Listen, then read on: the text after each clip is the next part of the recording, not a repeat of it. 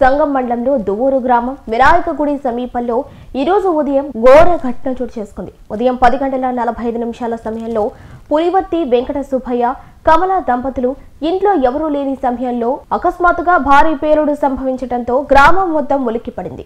క్షణాల్లో ఆ ఇంటి పైకప్పు గోడలు, ఇంటి గోడలు మొత్తం చెల్లాచెదురయ్యాయి.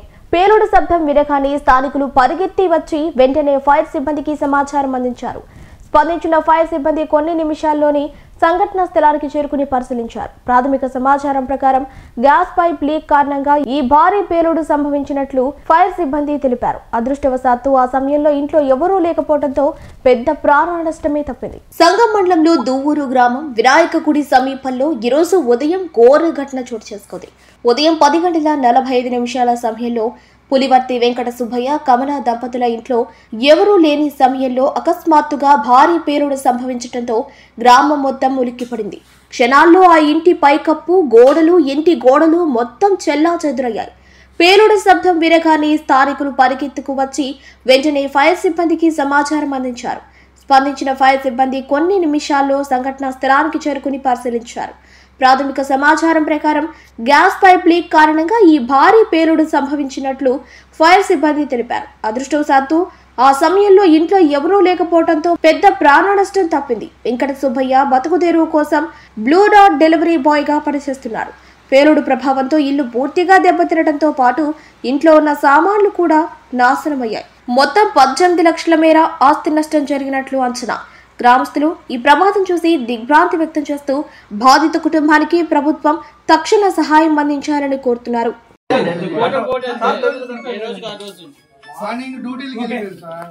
అబ్బాయి డెలివరీ బాయ్ బ్లూ డాట్ లో నెల్లూరు జాబ్ చేస్తాడు.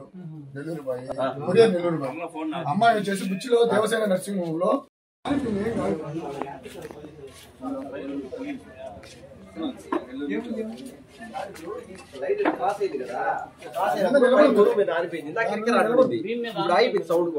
ఇందాక ఒక రోజు మాకు మేమే భయపడి జనాభా బయటికి తాగేసాం. కూలిపోయేటప్పుడు కొంచెం ఆగు ఇల్లైతే పనికిరా సార్. మొత్తం స్లాబ్ మొత్తం కలిగిపోయింది.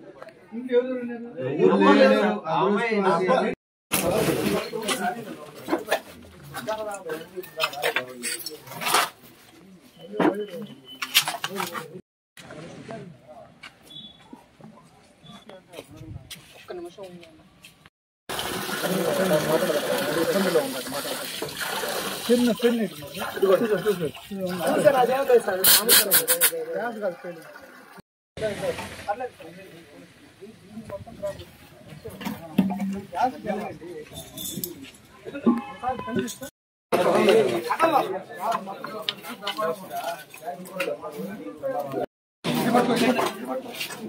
ఫ్రిడ్జ్ కూడా తీసేసేయండి. ఫ్రిడ్జ్ ఇంకోటి ఏసీ ఉంది. ఏసీ కూడా లాగే పడిపోతుంది.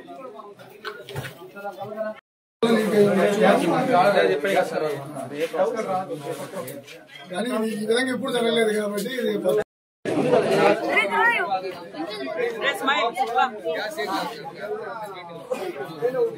నాకు ఊళ్ళంతా దెబ్బలు తగిలి పాప ఇద్దరికి.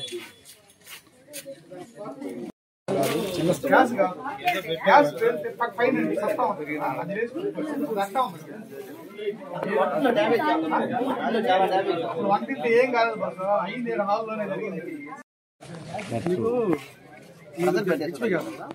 మంట రాదు నీకు, కొట్టేస్తుంది బయటకి అంతే. బయటికి వెళ్ళిపోవాలి, అది స్మోక్ అంతా బయటికి వెళ్ళిపోవాలి. అందుకోసం ఇది లేపేస్తుంది.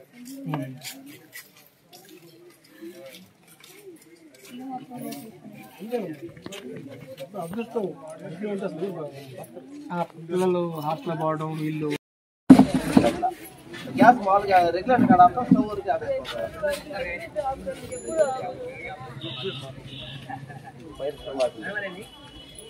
ఈ రోజు ఏమి వెలిగించాలి.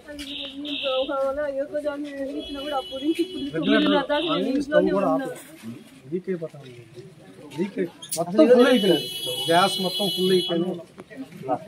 అంటే కరెంట్ బాగుంటుంది. సుమారు 10:40 సమయంలో మా స్నేహితుడు పులివర్తి వెంకట సుబ్బయ్య కమల వీళ్ళిద్దరూ బ్రతుకుదెరువు కోసం అబ్బాయి వచ్చేసి సుమారు 7-8 సంవత్సరాల నుంచి బ్లూ డాట్ లో డెలివరీ బాయ్ గా వెళ్తాడు. అమ్మాయి వచ్చేసి అసిస్టెంట్ నర్స్ గా బుచ్చిలో దేవసేన నర్సింగ్ హోమ్ లో అసిస్టెంట్ నర్స్ గా పనిచేస్తుంది. ఆ క్రమంలోనే 9:30 సమయంలో అమ్మాయి బయటకు వెళ్ళింది. విధివశాత్తు ప్రకృతి వైపరీత్యంగా ఏం జరిగిందో తెలియని విషయంలో ఇంట్లో ఎవరికి తెలియని విధంలో అకస్మాత్తుగా అలివిగాని సౌండ్, విపరీతమైన శబ్దం వచ్చి ఇంటి గోడలకి పైర్ స్లాబ్ కి గ్యాప్ వచ్చే విధంగా అంత సౌండ్ వచ్చి ఆ స్లాబ్ గోడ సుమారు 3 అంగుళాల నుంచి 4 అంగుళాలు సైడ్ వచ్చేసింది. ఓపెన్ అయిపోయి ఇల్లు ఎందుకు పనికిరాని పరిస్థితి. సుమారు 10 అంకణాల ఇల్లు ఉంటుంది సంసైడ్ తోటే.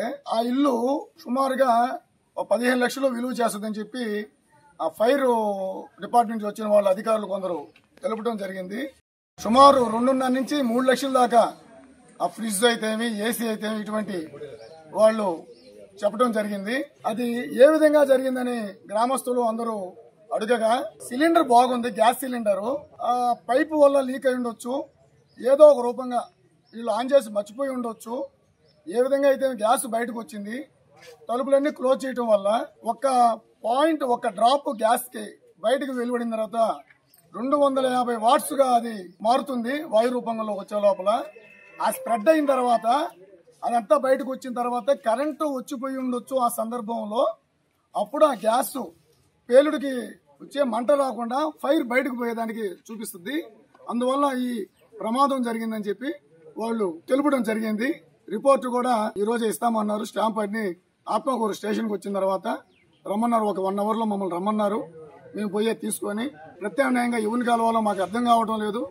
ప్రభుత్వం వారు మాపై దయచూపి మా మిత్రుడికి వారి కుటుంబానికి ఎటువంటి పొలము లేదు, సెంటు భూమి లేదు, వాళ్ళ బ్రతుకుదీరు వాళ్ళు పని చేసుకోవడం, నిత్యం వాళ్ళు బతకాలి. కాబట్టి ఆస్తి నష్టం జరిగింది కాబట్టి బిడ్డల చదువులకి, వాళ్ళ బ్రతుకుదీరుకి, ఇళ్లు కట్టుకునేదానికి ప్రభుత్వం వారు ముందుకు వచ్చి ఏమైనా వాళ్ళకి తగిన సహాయం చేయాలని చెప్పి మీడియా మిత్రులను కోరుతూ ఈ విషయాన్ని ప్రభుత్వం వారికి చేరే విధంగా రెవెన్యూ అధికారుల వారిని, పంచాయతీ వారిని, అందరికీ ఎవరికి తగిన సహాయం, హెచ్పి గ్యాస్ వారిని, సిలిండర్ సంబంధించి ఎవరి వల్ల జరిగినా ఇది ప్రకృతి వైపరీత్యము, ఎవరి వల్ల జరిగిందో తెలియదు. వాళ్ళు ఇంట్లో ఎవరూ లేరు కాబట్టి ప్రాణ నష్టం జరగలేదు, ఆస్తి నష్టం వరకే జరిగినది. దయచేసి వాళ్ళకి ఏ విధంగా అన్ని విధాలుగా సహాయం చేసి వాళ్ళని ఆదుకోవాలని చెప్పి ఈ విధంగా నేను తెలియజేసుకుంటున్నాను.